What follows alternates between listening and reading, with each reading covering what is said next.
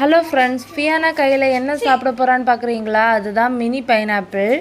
இந்த mini pineapple சாப்பிட்லாமா என்னான்னு எனக்கு தெரியல. ஆனால் இந்த பைனாப்பிள் எங்கள் கார்டனில் நாங்கள் வச்சுருக்கோம் பாருங்கள். ரொம்பவே நல்லா இருக்கும், பார்க்குறதுக்கே ரொம்ப நல்ல சின்ன பைனாப்பிள் மாதிரி இருக்கும்.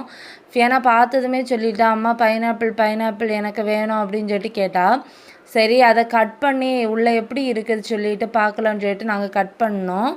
கட் பண்ணும்போது ரொம்பவே அதோட முள்ளெல்லாம் குத்துச்சு. ஏன்னா எல்லா இடத்துலையுமே முள்ளாட்டே இருந்தது. ஃபியானா அதை கையில் வாங்கினா. கையில் வாங்கிட்டு அவளுக்கு கையில் முள் குத்துனோன்னு அப்படியே கீழே இட்டுட்டா. சரி, நீ கட் பண்ணலான்னு சொல்லிட்டு ஒரு பிளேட்டில் வச்சு கட் பண்ணதுக்கு தான் போனேன். அப்படி கட் பண்ணி பார்க்கும்போது அந்த பச்சை கலர் இருக்குல்லையே, அதை திருப்பியும் நம்ம மண்ணில் நட்டோன்னா திருப்பியும் நமக்கு பைனாப்பிள் செடி கிடச்சி பைனாப்பிள் வரும்.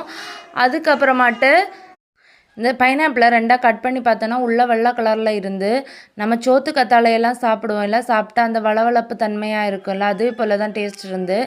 ஆனால் லைட்டாக ஒரு புளிப்பு சுவையோடு தான் இருந்தது. இது சாப்பிட்லாமா சாப்பிடக்கூடாதான்னு எனக்கு தெரியல. நீங்கள் இந்த மினி பைனாப்பிளை சாப்பிட்ருக்கீங்களா? இதை சாப்பிடலாமா இல்லை பார்த்துருக்கீங்களான்னு மறக்காமல் கமெண்ட் பாக்ஸில் கமெண்ட் பண்ணுங்கள்.